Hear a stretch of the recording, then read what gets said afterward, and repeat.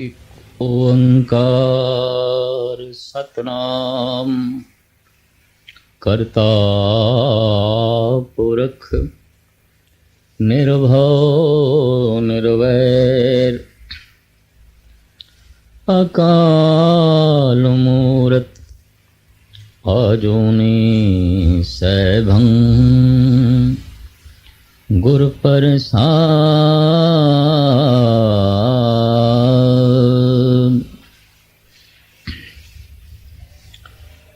ਆਸਾ ਵਿੱਚ ਅਤ ਦੁਖ ਘਣਾ ਮਨ ਮੁਖ ਚਿਤ ਲਾਇਆ। ਗੁਰਮੁਖ ਭੈ ਨਿਰਾਸ ਸੁਖ ਫਲ ਪਾਇਆ। जीवन एक पीड़ा है, जीवन एक दुख है। अगर एक शब्द विच जीवन की रूपरेखा बयान करनी होवे तो इतना ही आख्या जा सकता है, जीवन दुख है और जो दुख है वही जीवन है। दुख जीवन तो बिना हो नहीं सकता और जीवन दुखमयी है। दुख का सिंहासन ये जीवन है। दुख अपना ही राज चलांदा है जीवन दे सिंहासन ते बैठ के। दुख विच जम्मण दुख मरण, जमना दुख मरना दुख। तो जन्म ते मरण दे विचकार सुख किस तरह हो सकता है? मूल दुख फल भी दुख। जे जन्म नो मूल मन लईए तो कारण दुख है, जे मौत नो जन्म दा फल मन लईए तो मौत दुख है। बीज दुख फल दुख, विचकार ये लंबी जिंदगी, ये ताना पेटा, ये शाखा, ये टहनियाँ सब दुखमयी। पर आश्चर्यता है, हैरानगी है, जीवन दुख है पर फिर भी मनुख जीवना चाहता है। समस्त पशु पक्षी कीड़े मकोड़े ते मनुखा दे अंदर जो बहुत प्रबल लालसा पाई जाती है वो जीवन दी है। लेकिन हैरानगी, जीवन दुख है फिर भी मनुख जीवन लंबा चाहता है, लंबे दुख चाहता है। कितना लंबा जीवन चाहता है? जे जुग चारे आर जा होर दसोनी होए। 4 युगां दी आरजा चाहता है, नहीं होर 10 गुणा वध जाए। लेकिन जीवन दुख है। अगर जन्म दुख है, मरण दुख है, जीवन दुख है तो एक प्रबल प्रश्न खड़ा होता है, जीवन मनुख क्यों चाहता है? तो फिर उसका मूल कारण लभदा है आसा। मूल कारण तो मिलता है आसा। आसा करके मनुख जीवन चाहता है। आसा कहती है अज दुख है, शायद कल ना हो। इस महीने दुख है, शायद अगले महीने दुख ना हो। तो आसा मनुख नूं वर्तमान दे होण ही नहीं देंदी। आसा हमेशा भविष्य दे खिंच के लै जाती है और मनुख नूं सुख भविष्य दे दिखाई देंदा है। वर्तमान दुख, भविष्य दे सुख। तो भविष्य दे जीवन वास्ते आसा चाहिए। ਆਸਾ ਖਿੱਚ ਕੇ ਲੈ ਜਾਂਦੀ ਹੈ ਭਵਿਸ਼ ਦੇ ਵਿੱਚ। ਦੁਨੀਆ ਭਰ ਦੇ ਧਾਰਮਿਕ ਵਿਦਵਾਨ ਕਹਿੰਦੇ ਨੇ ਜੇ ਅੱਜ ਦੁੱਖ ਹੈ ਤਾਂ ਫਿਰ ਭਵਿਸ਼ ਦੇ ਵਿੱਚ ਵੀ ਦੁੱਖ ਹੈ, ਕਿਉਂਕਿ ਜੀਵਨ ਹੈ ਹੀ ਦੁੱਖਮਈ। ਜੀਵਨ ਕਿਸ ਤਰ੍ਹਾਂ ਸੁਖੀ ਹੋ ਸਕਦਾ ਹੈ?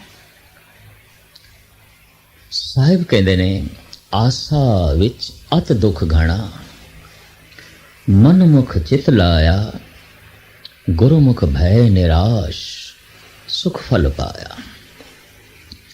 ਮਨਮੁਖ ਜੋ ਆਸਾ ਵਿੱਚ ਜੀ ਰਿਹਾ ਹੈ, ਗੁਰਮੁਖ ਜੋ ਨਿਰਾਸ਼ ਹੋ ਗਿਆ, ਜੋ ਭਵਿਸ਼ ਵਿੱਚ ਨਹੀਂ ਜੀ ਰਿਹਾ, जिन्हें कबूल कर लिया है जी आज दुख है तो भविष्य भी दुख है, क्योंकि जीवन दुखमयी है। जीवन है ही दुख। ऐसी जिसकी समझ है, ऐसी जिसकी बूझ है, निराश हो जाता है। गुरमुख भय निराश, सुख फल पाया। और जद भी कोई मनुख इस जीवन तो निराश होता है ਤਾਂ ਹੀ ਕਿਸੇ ਪਰਮ ਜੀਵਨ ਦੀ ਤਲਾਸ਼ ਹੋ ਸਕਦੀ ਹੈ, ਖੋਜ ਹੋ ਸਕਦੀ ਹੈ, ਕਿਸੇ ਸ਼ਾਸਵਤ ਦੀ, ਕਿਸੇ ਸਦੀਵੀ ਦੀ। ਲੇਕਿਨ ਸਦੀਵੀ ਦੀ ਖੋਜ, ਸ਼ਾਸਵਤ ਦੀ ਖੋਜ, ਅਮਰਤਤ ਦੀ ਖੋਜ, ਤਲਾਸ਼ ਉਦੋਂ ਹੀ ਚੱਲ ਸਕਦੀ ਹੈ ਜਦ ਮਨੁੱਖ ਨਿਰਾਸ਼ ਹੋ ਜਾਏ ਇਸ ਜੀਵਨ ਤੋਂ। ਧੰਨ ਗੁਰੂ ਤੇਗ ਬਹਾਦਰ ਸਾਹਿਬ ਜੀ ਮਹਾਰਾਜ ਦਾ ਫਰਮਾਨ, ਬ੍ਰਹਮ ਦੇ ਬ੍ਰਹਮ ਦੇ ਵਾਸਾ ਕਿਸ ਦਾ ਹੁੰਦਾ ਹੈ? ਬ੍ਰਹਮ ਦੇ ਲੀਨ ਕੌਣ ਹੁੰਦਾ ਹੈ? तो आप फरमान करते हैं आसा मनसा सगल ते आगे जगते रहे निराशा। काम क्रोध जह पर से नाहिन तेहि घट ब्रह्म निवासा। ब्रह्म का निवास उत्थे ही है, ब्रह्म विच निवास उसे दा ही है जो आसा मनसा सगल ते आगे, जो मनोकामनावां दा इच्छावां दा त्याग कर दे, परे सुट देवे। जितने सौखे ढंग नाल इसनों बयान करना है, आसा नूं हिरदे विच कढना इतना आसान नहीं है, क्योंकि मनुख दे कोल जीवन दा आधार केवल आसा ही है। जीवन दुखमई है। आसा इनू एक भ्रांति दे देंदी है, अज दुख है कल नहीं होवेगा। तो इस तरह आसा कल दे कल्पित सुख दे चले जाती है। जीवन सारा ही कल दे कल्पित सुखां दे बतीत हो जाता है। अज इसनों कल खा जाता है, वर्तमान नूं भविष्य खा जाता है, जबकि भविष्य कोल है भी नहीं, लेकिन सारा वर्तमान इस भविष्य दे खड़ दे ही समा जाता है। जीवन सारा अकारत चला जाता है, व्यर्थ चला जाता है।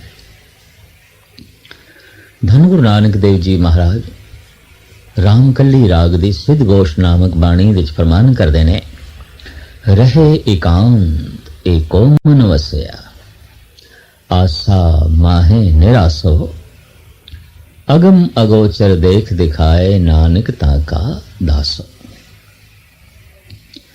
जो आसा विच निराश होके जीवे, बस उसे नहीं परम तत्व नूं प्राप्त कीता है, उसे नहीं परम आनंद नूं प्राप्त कीता है।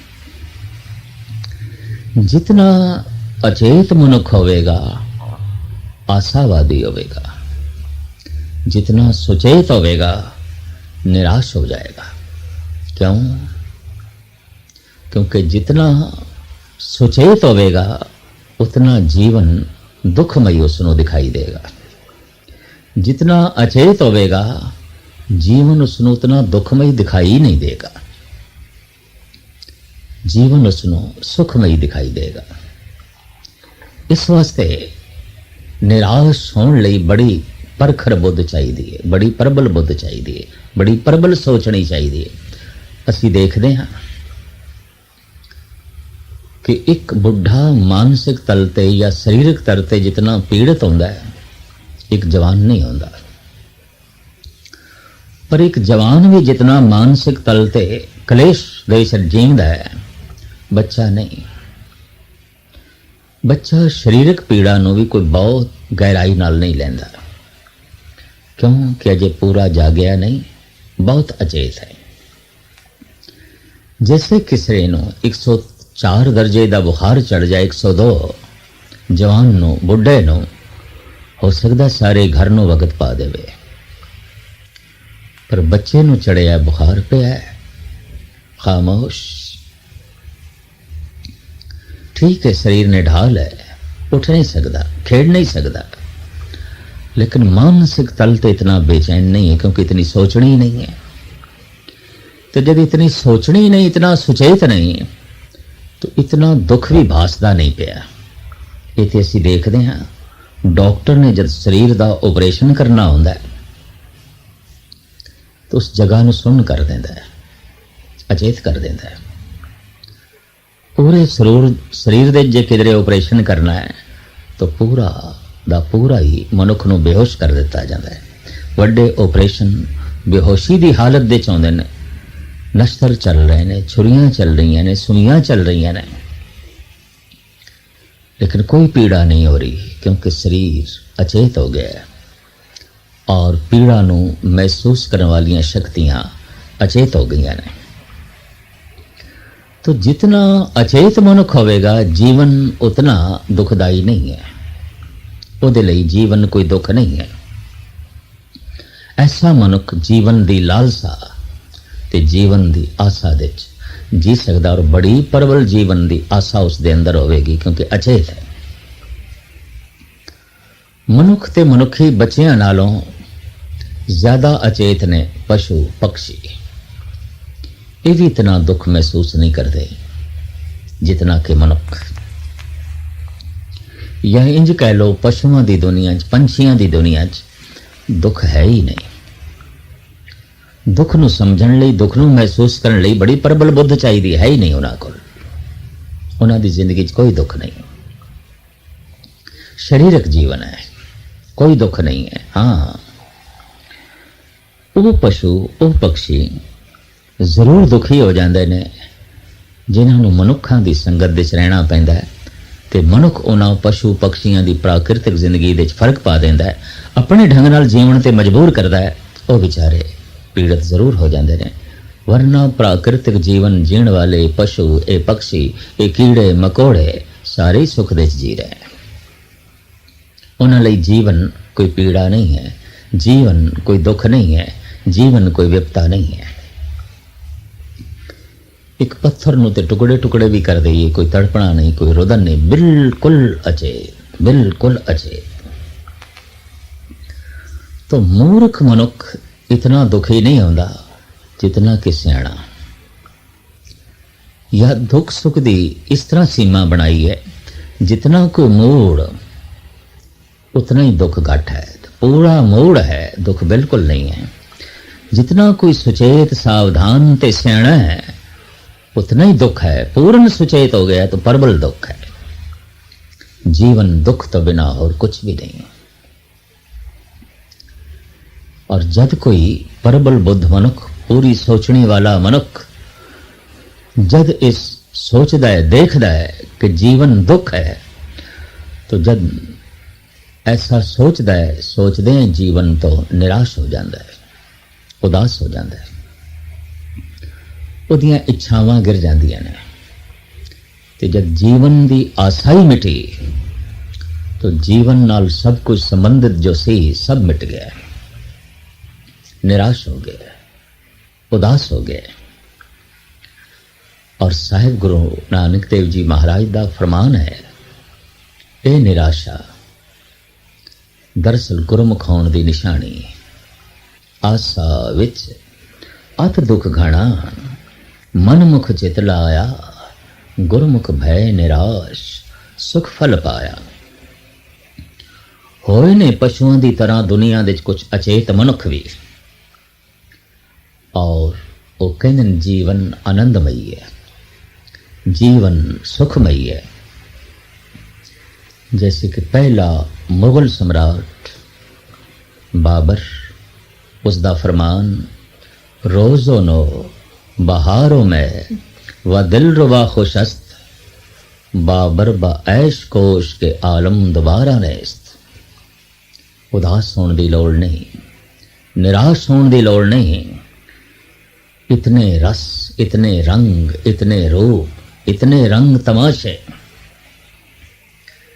जब जीवन लिए इतना साजो समान पे है तो निराश होने की लोड़ की है, उदास होने की लोड़ की है। नित नवी महफिल, नित नवा रंग, नित नवा रस। रोज़ों नो बहारों में व दिल रुबा खुशस्त, बाबर ब ऐश कोश के आलम दोबारा नेस्त। बाबर का ऐसा कहना दरअसल स्पष्ट हो रहा है कि कितना जड़ बुद्ध मनुख सी, कितना पत्थर दिमाग मनुख सी। महात्मा बुद्ध कहते ने जीवन दुख तो बिना कुछ भी नहीं। और धन गुरु नानक देव जी महाराज का फरमान, बाली रोवे नाए भतार, नानक दुखिया सब संसार। एक समस्त प्राणियों विच परमात्मा व्यापक है और दूसरा समस्त मनुखी जिंदगी विच दुख व्यापक है। एक सच्चाई है परमात्मा व्यापक है, और ये भी एक सच्चाई है कि दुख व्यापक है। दुख है और पूर्ण रूप विच वो दुख चारों पासे छाया हुआ है। जिथे पहला मुगल सम्राट कहता है नित नवी महफिल, नित नवा रंग, नित नवा रूप, नित नवा रस। जब इतना जगत विच कुछ मौजूद है, उदास होने की लोड़ है, निराश होने की लोड़ है। ये महान अचेत लेकिन आखिरी मुगल सम्राट जिस दे नाल मुगलिया सल्तनत खत्म हो गई, बहादुर शाह जफर, वो कहते ने लगता नहीं है दिल मेरा उजड़े दयार में, किसकी बनी है आल में ना पाएदार में। इस कच्ची दुनिया दी पक्की जिंदगी किसनों मिली है? इस कच्ची जमीन दे पक्के महल किसते बने ने? मेरा दिल नहीं लगता, जीवन आसार है, सब कुछ नासवंत है, जिंदगी दुखमयी है। लगता नहीं है दिल मेरा उजड़े दयार में, किसकी बनी है आल में ना पाएदार में। इन हसरतों से कह दो कहीं और जा बसें, इतनी जगह कहाँ है दिले दागदार में। दागी होवेगा उसका दिल जिन्हों समझ आ गई है, पीड़ित होवेगा उसका दिल जिसनों समझ आ गई है,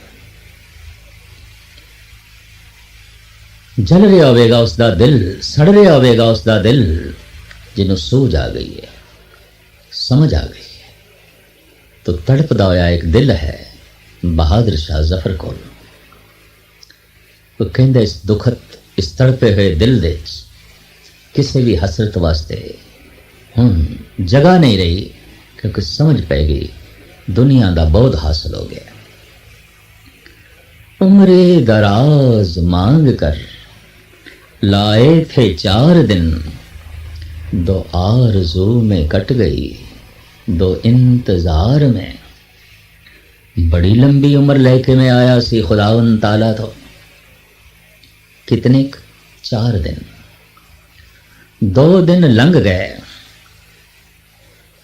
इच्छावां कर दे, आशा कर दे, और 2 दिन लंघ गए उड़ीक कर दे।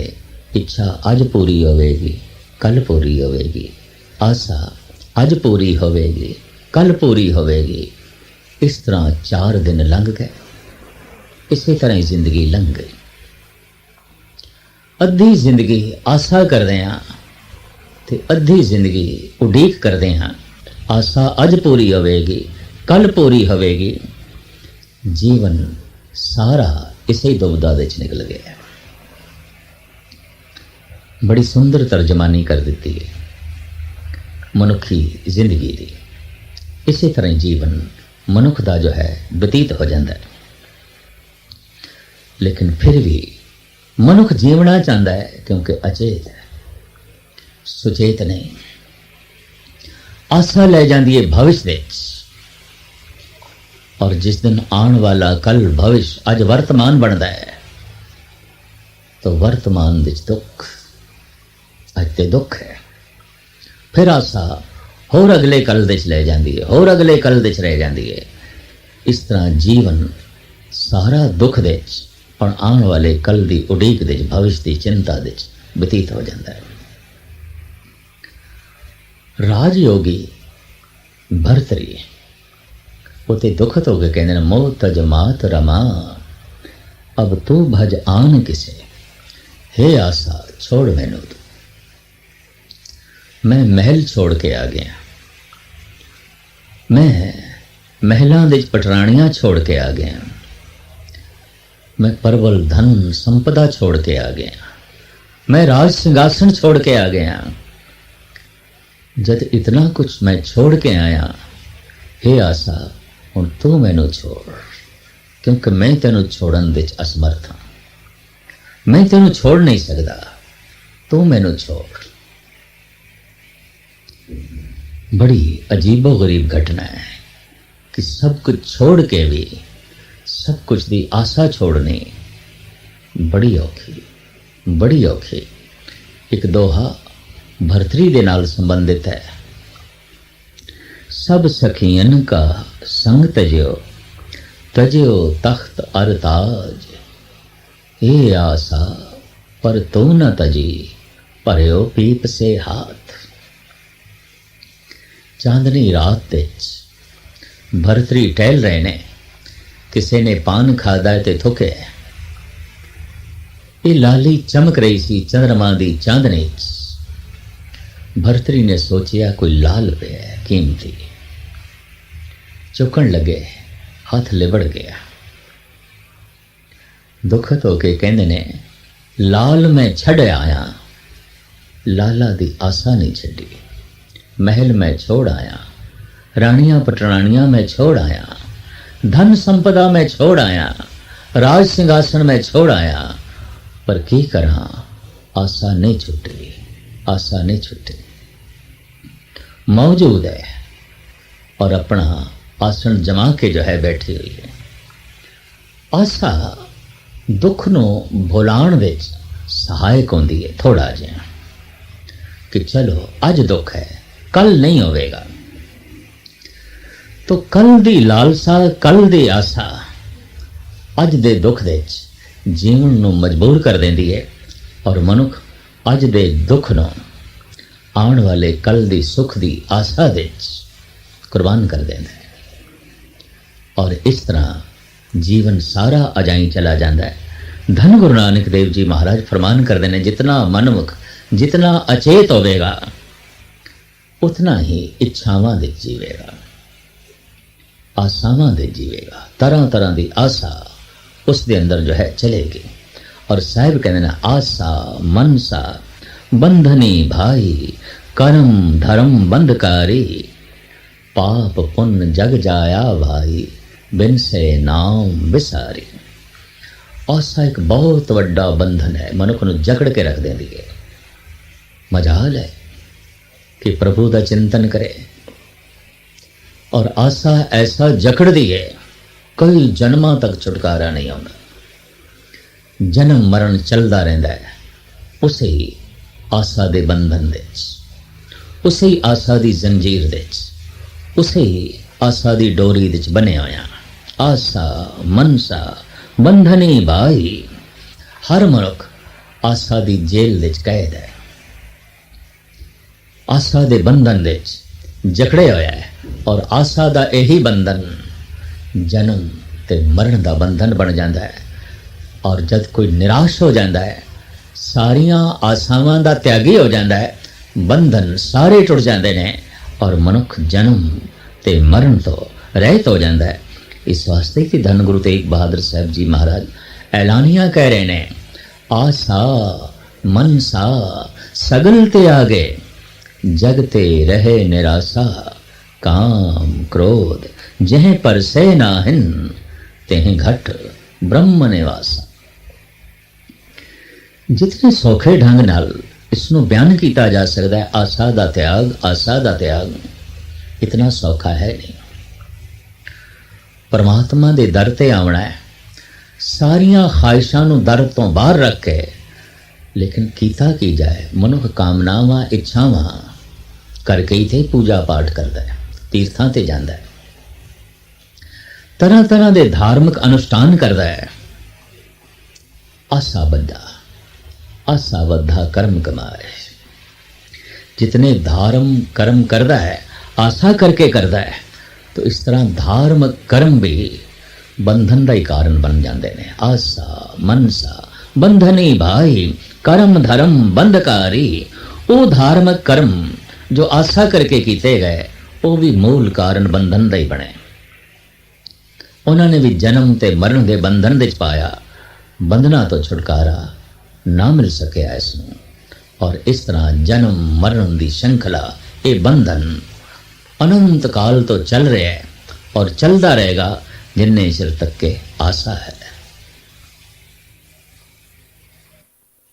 सुख है जो इस जीवन तो निराश हो गया, उदास हो गया।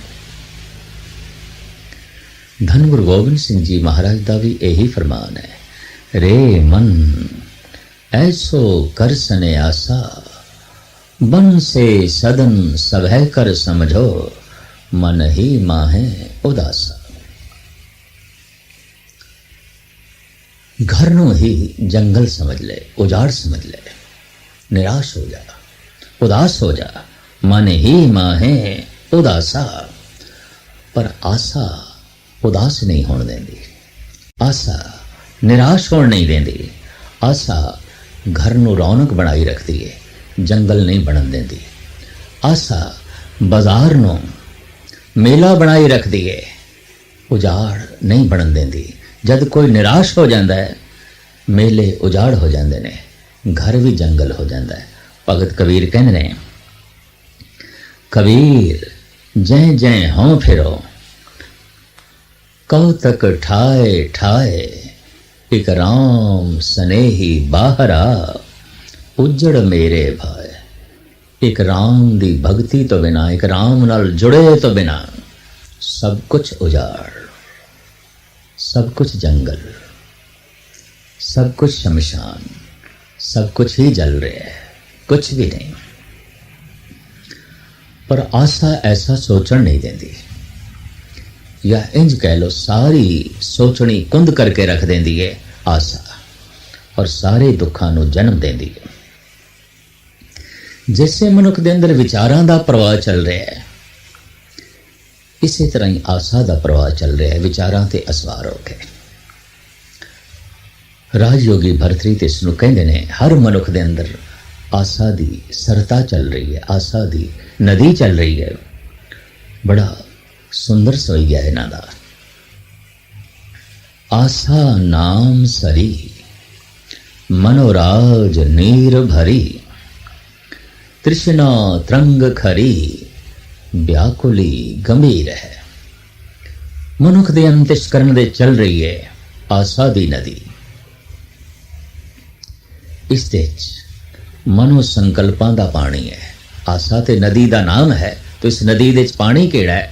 जैसे गंगा एक नदी है, जमुना एक नदी है, ब्यास एक नदी है, सतलुज एक नदी है, फिर उस दे पानी वगदा है। इस वगदे हुए पानी का नाम है सतलुज, ब्यास, गंगा, जमुना। तो अंदर जो संकल्प चल रहे हैं, विकल्प चल रहे हैं, बस इसे दा ही नाम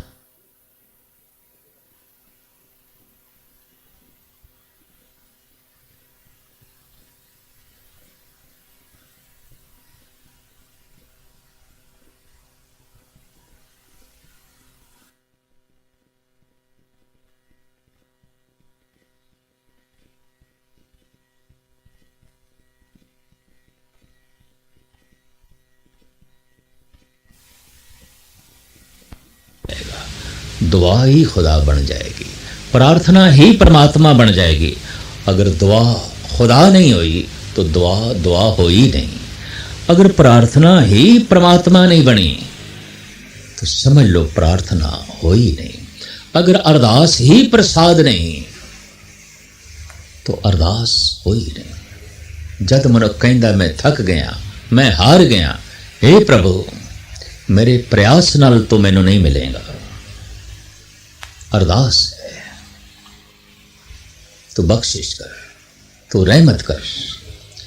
जिस दिन इस तरह की अरदास आसां नूं एक पासे रख के की जाती है, वो अरदास इतनी गहरी जाती है, इतनी गहरी जाती है, ये फिर परमात्मा तक ऊपर उठती है। जैसे कि उसी दरख्त दियां शाखां आसमान नूं छूंदियां ने, जिस दियां जड़ां पाताल नूं छूंदियां ने। जो अरदास जितनी गहरी होंदी है वो उतनी ऊपर चली जाती है, उतनी ही परमात्मा तक पहुँचती है। और अरदास वो ही गहरी जा सकती है विचकार आसा दी दीवार ना होवे, आसा दा पत्थर ना होवे। तो उस अरदास विच केवल धन्यवाद होंदा है, कोई मंग नहीं होंदी। उस प्रार्थना विच इतना ही होंदा है, हे प्रभु मेरी योग्यता ते कुछ भी नहीं, तेरी देन महान, तेरी बख्शिश महान। मेरी पात्रता ते कुछ भी नहीं, ते तेरी बख्शिश, तेरी रहमत अथा वो ते नहीं नापी जा सकती। जबकि मैं देखदा मेरी योग्यता कुछ भी नहीं, मेरी पात्रता कुछ भी नहीं।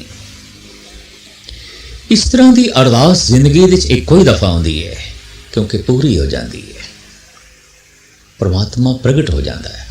आसा दी दीवार गिरी तो परमात्मा गहरे, प्रार्थना गहरे तल नूं छूंदी है, अरदास बड़ी गहराई चों निकलती है, और वही अरदास प्रसाद बन जाती है, वही प्रार्थना परमात्मा बन जाती है।